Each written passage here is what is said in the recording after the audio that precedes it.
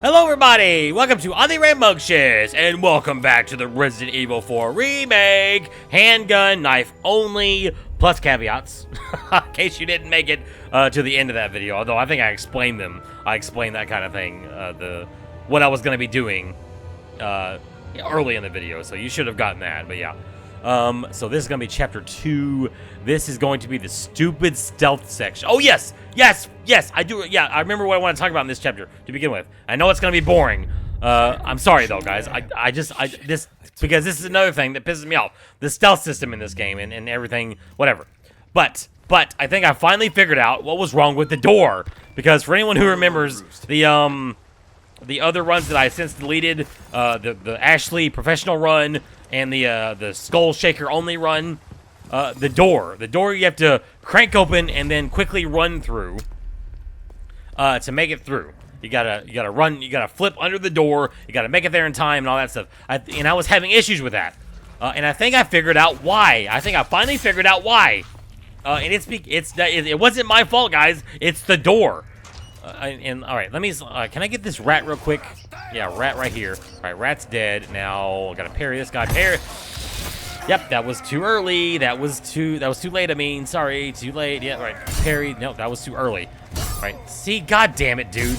All right, there. Whatever. I don't even know if I got him. All right, can I just knife him to death? Whatever. Just fucking die. Are you dead, dude? Crimson head? No. Okay, good. All right, let me go and knife the. I don't need to knife that one. I need to knife this one, though. Whatever. All right, there's a rat number 2 right here. I missed him right there. Missed him again. Come on, rat. Come on. I want to eat you. I'm hungry. No, yeah. Real survival horror. You have to find not only bullets and weapons and herbs, but you also got to find food to eat. That would be amazing. But yes, the door, I think, is the problem because the hitbox on the door seems to be a little weird. Because what I normally do, and I know this is I'm sorry this is boring, guys. It's interesting to me. It might be boring to you. I'm sorry. But what you do is you run through there, and what I do is I hop through the windows, and then what I did was to get the least amount of distance between me and the door, I hugged the left wall, and I did this, and I always missed it. It always missed it, and I could never figure out why. I had my suspicions, but even back then, I thought it was the door. But then I figured out something. If I did this and then kind of ran out here a little bit and ran straight in, it always worked. So I think it's something with the hitbox of the door. Like, I don't know, like the door must have some kind of weird, like, hitbox like this that doesn't extend this way. It maybe extends, like, just this way a little bit. So you have to hit it exactly right for it to work correctly. And once I started doing that, I never had any problems with the door again. So I have absolutely no idea if that is actually true, but that's what it seems like it is. It seems like it's a problem with the door hitbox not being properly set up, which, is no surprise because Capcom is Capcom, and they're the most overrated piece of shit AAA developer these days, except maybe, like Activision and EA and Ubisoft, the big three. But yeah, Capcom, for anyone who wants to know my opinion on Capcom, not just because of the Resident Evil 4 Remake, but because of everything they do. I think most of the shit they do, if you go on Steam, most of their games have overwhelmingly positive ratings. But I've seen shit that's, Resident Evil Village has an overwhelmingly positive rating. And I do not understand that at all. I played a little bit of it. And it was trash, and I've seen some other people play it, and it was still trash. By all accounts, it's trash. That is overwhelmingly positive. Dragon's Dogma 1 and 2. I've tried playing Dragon's Dogma 1 twice. And, let's just say that it was not the best. I didn't think it was the best game in the world. Let's say that. I'm going to go ahead and use a green herb, guys. I know I've collected at least one, so that should be okay. I'm going to go ahead and do that. Now, I'll tell you what. I'm going to go ahead and sell my 3 snakes to him, because, like I said, I want to do the challenges for him. Okay, snakes, there they are. You got to sell 3 of him, 3 of them to him, and that will complete, that'll complete that. Okay, let's see here. I don't think there's anything else I want to do here, right? Because we're just using the handgun. There's nothing that I want to sell except for I'm going to keep those for the next playthrough, maybe, if I play this again. Zing, zing, zing. Oh, yeah. I want to go ahead and buy... Yeah, I normally buy all this stuff, yeah. because obviously I have enough spindles. So I just buy all this, the tickets, do this, do that, yup, do this, and I think that, yeah, yellow or whatever. Okay, I'll buy that. That's fine. Okay, anyway. Not repairing armor, so I did that. Yeah, we only have about a third of it, maybe a fourth of it left. So, yeah, when we run out of armor, that's gonna be bad. That's gonna be where it gets really bad. Because while I have gotten better at parrying, I'm still not great at that. So if I miss, you know, on hardcore, if I miss just one parry, that's gonna be like half. Look at this shit. What the fuck? God, this is a AAA big budget title, and here we are with this kind of gameplay. Like, stop! What is she doing there? See, and she keeps doing that because my character is not doing what I guess the AI is expecting to do, like stumble. So she just keeps doing it over and over and over. That's so fucking stupid. Oh my god! Like there were games. I remember games back in like the PS2 era that were that janky and stupid. And here we are, AAA game, and it's still there. Like what the fuck, dudes? Like, that is so bad. Can you trip the... Well, he stopped running. Of course he stopped running. All right, kick him. Okay, is he dead? Oh, God. Okay, yeah. No Crimson Head. Can I do this? Okay, well, he's dead. Now, there is going to be a dynamite guy right there. Oh, my God. Well, he lit it. All right, he should be dead. He should be dead. I'll tell you what. Okay, yeah, I'll block that. No. Oh, see, I hate the pitchforks. For those who don't know, if you haven't noticed, guys, if you miss the pitchfork parry, if you don't get a perfect parry on the pitchfork, they immediately wind up into another attack, and you actually do not have enough time, I don't believe so, to... Oh my god! Fuck! Well, there goes my armor. Fuck, right, you're dead. No, piss off. No, don't immediately go into your teleport grab bullshit. But yeah, like, you cannot keep parrying it, because the animation of them attacking is too fast to get past your recovery animation from parrying them. Which I find... Oh, fuck, no. Okay, all right, stab him in the neck. All right, now I can parry. There's another dynamite dude. Jesus dicks. Yeah, because obviously I can't have the rifle. Oh, my God. This game, dude. This game. Okay, all right, now, are you gonna... Okay, all right. I don't know. Okay, you're dead. You're not dead. Okay, are you gonna be a Crimson? All right, dynamite. Fuck. Okay, you're not a Crimson Head at least. Pull it again. Pull it. No. What do you? Stop, dude. Stop. God damn it, dude. I hate him. All right, are you Crimson Head? Crimson Head? Nope. Okay, that's fine. All right, guys. I am gonna heal. I don't know what I picked up. Whatever. All right, yeah. I'll just use one green herb, I guess. All right, body armor's gone. So here we go. All right, so here's the funny part, guys. All right, you want to make your way down here a little bit, but turn around and back up slowly, because this guy's going to just appear, you know, magically appear out of existence, and he's going to be there with dynamite to blow you up, which is cheap as fuck. I've seen people defending this game. Nope.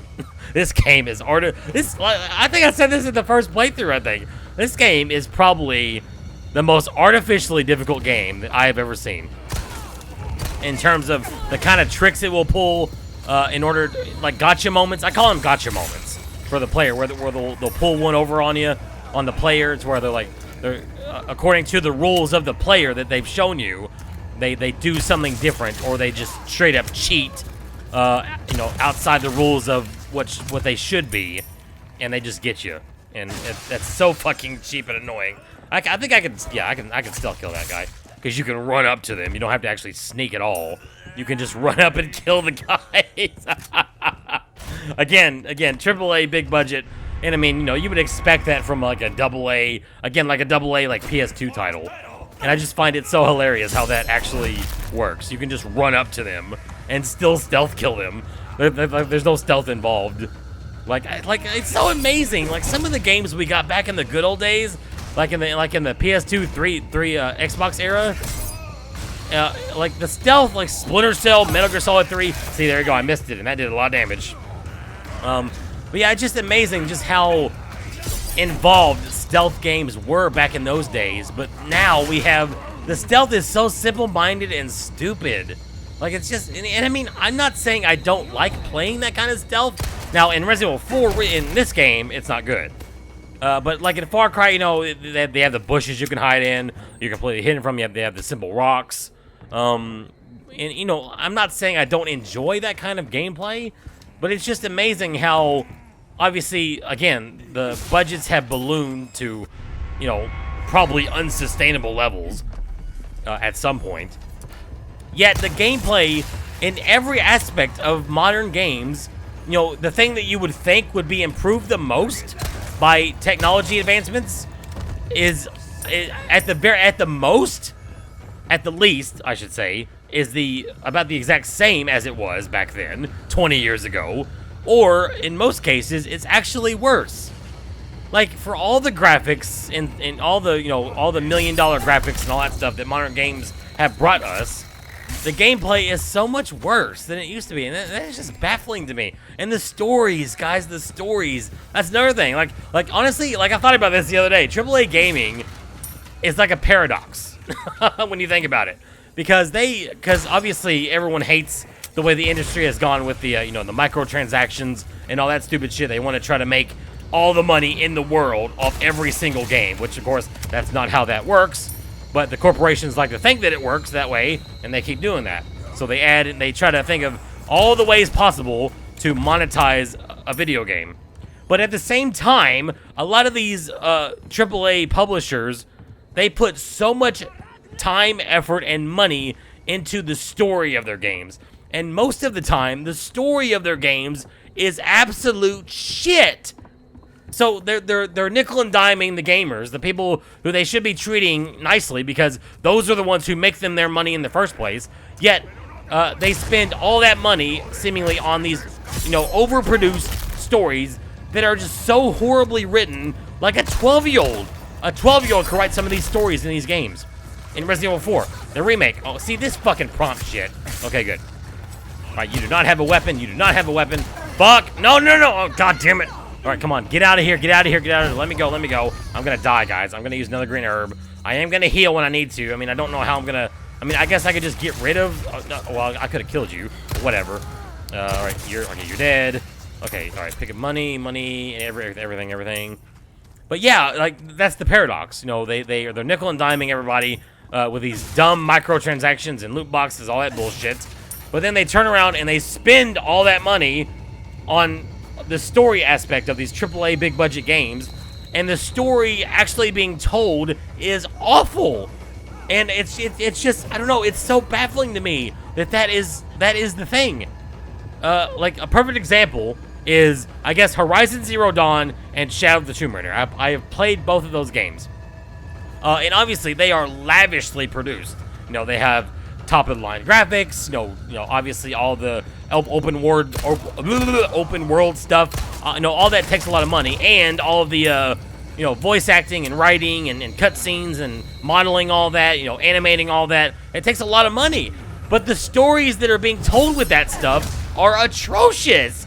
Like, I played through, now Shadow of the Tomb Raider is probably a better example, because Shadow of the Tomb Raider probably perfectly encapsulates what I'm trying to say. If you play through that game, you'll know. If you haven't played through that game, that game is constantly being overburdened with story, and it's amazing how much of that game is just story, either slow walking, you know, cutscenes to explain something, or actual cutscenes, whatever. And the story in that game is trash. It is so bad, and they devote so much time to it.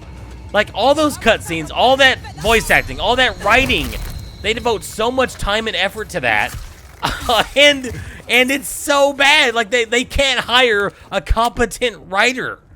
Like, that doesn't make any sense to me. That is just so baffling to me. It just doesn't make any sense.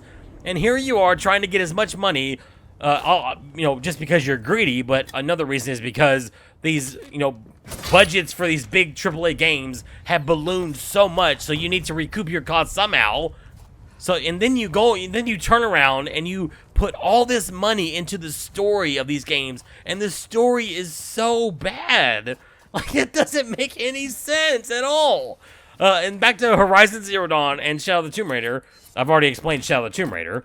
But Horizon Zero Dawn has got to be the pinnacle of boring plot, boring characters, terribly written dialogue, and that is such a big part of that game. It is just amazing to me because you have to go in and you have to create all that. It isn't like film. It's not like film where you put a camera here, there are the actors, and you're good to go. You know, in a video game, you have to model all the characters, you have to animate them, you have to voice all the lines, you have to set up the scene, and then you have to make it. That requires a lot of work, and they do all that in favor of a story like that. Like, what is... I don't understand that, guys, at all. I just don't understand that. And like I said, that's the paradox. You know, they're nickel and diming everybody with these microtransactions, and yet they turn around and they throw all that money away in favor of a story that could be written by a 6-year-old. So essentially, they're putting the success of this video game, this particular video game, on the shoulders of a 6-year-old. Essentially, all that money on the shoulders of a 6-year-old. It just doesn't make any sense. I don't understand that. Like, at the very least, if they could hire competent writers, and like, why? Like, why does someone write a bad story? And I mean, you know, I've had theories about this myself. I don't know. But one of the things I think about is that it's because they don't know it's a bad story. Because we've lived so long where Marvel movies is the status quo for movies now. And, you know, just shit movies are the status quo. Fuck you. No. I hate they can do that, whatever. Okay, now, all right, shoot you. All right, no, shoot you. Oh, he's dead, he's dead. Praise the sun, dude. All right, he's dead. All right, now, throw this at me. Go ahead. Now, I want to parry you if I can. Now, don't whip out. Don't try to teleport and grab me. All right, parry that. You're dead. You're not dead. All right, I got to conserve ammo. I got to try to parry as much as I can. He's going to kill me, though. All right, do this. Dead. Yes. All right. But yeah, and I mean, it's actually worrying to me, guys, because what happened to the movie industry, I mean, it's starting to happen with the gaming industry, and it's going to be the same thing. And I'll tell you something else I thought about, and give me your opinions, guys. I don't know, but this is my idea because you know, the kids grow up nowadays with Marvel and all those shitty movies and all the shitty games that come out. The little kids, So if you go back, let's say 20 years, what were those kids growing up with? They were growing up with, Indiana Jones. I guess, I don't think too highly of Star Wars, but I guess it's okay. It's certainly better than the shit we get nowadays.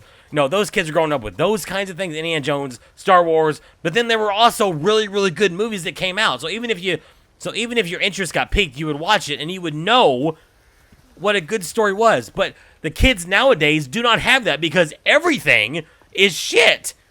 So they grow up thinking that's good storytelling, and they grow up to go into the movie industry or the gaming industry, and that's why it feels like every single AAA, big budget game and almost every single movie in general that comes out is bad because they never grew up knowing what good storytelling and good stories were because they didn't grow up watching the good stuff. They grew up watching the bad stuff. That's all they know. And I think that's my hypothesis for why gaming and movies are the way they are these days. It's because the people, the younger people going into the industries, they don't know what the good stuff is because they didn't grow up like we did with the good stuff. So they have no frame of reference for what the good is. So they grow up thinking Marvel writing and video game big budget writing is good when it's not, but that's what they base their stuff on. That's my theory on it. I don't know. Obviously, it could be completely wrong. Like I said, just a theory. But yeah, that could be what it is. And yeah, that makes me worried. Because if that is the case, then that means we're never going to get anything good ever again. Unless, you get the random person, like me, who enjoys the older games and the older movies more than the newer ones. So you actually will go around and watch that stuff. Then you'll get, you'll actually understand what good storytelling and good story is. But the bulk of people don't do that. So, because there was always trash. I can't deny that. There was always trash. But amongst the trash, you always had good stuff. And if you go back to, I remember I've watched a lot of behind the scenes stuff with movies.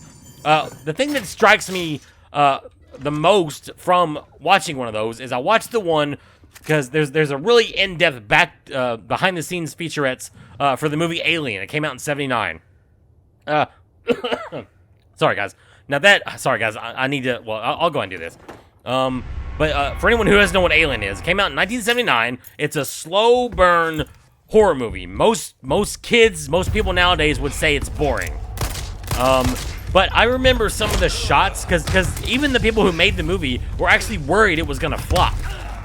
So they released it. They kind of you know, hid in the shadows, you know, just to not to put themselves out there in case the movie was received very, very poorly.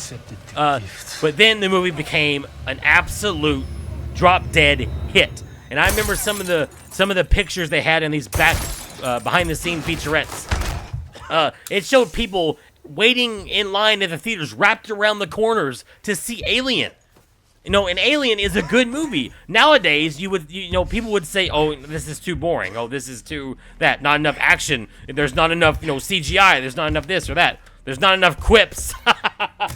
You know, and it's just, see, because even like people who maybe don't enjoy movies like that all the time could at least go and see and appreciate and enjoy it somewhat. But nowadays, they're just not being subjected to any of that. And that is just extremely troubling, because if an entire generation grows up with nothing good, then that's their frame of reference. That's what they have to go on. And that's very troubling, because then they're going to grow up and go into the industries, and then they're going to make what they think is good, but in reality, it's not good at all. So it's like a vicious cycle, to where if you subject all the younger people to all these dumb things, that's all they know. So they're going to grow up thinking they're good, and then they're going to make that stuff again and again and again. And nothing is going to improve. And that's why the movie industry and the gaming industry has gone to shit. Because I think the people who grew up with the, you know, the shitty Marvel movies and all that stuff, and the big budget AAA monetization, you know, action adventure Sony exclusives, are just now getting into the age where they're becoming adults. They're having to get careers. And, you know, some of them are going in the gaming industry, and that's what they know of as good, because they haven't seen anything else. So they're going to write based on that, and they're just going to keep making shit over and over and over again. And of course, the younger generation is going to see that, so they're going to make shit when they grow up. It's become a vicious circle. And I think that's why we've seen, you know, even back 10 years ago, you saw a lot of trash, but there were still some gems coming out. But nowadays, it seems like it's just remakes and just shitty, it's just shit. It's either remakes or remasters or just poorly written big budget AAA releases. That's all you get really in the gaming industry, I feel. Now, if you go to the indie scene, obviously there's still some passion there, but there's only so much you can do because they have limited budgets, you know, limited technology, all that stuff. They don't have a massive publisher behind them. So there's only so much you can do there.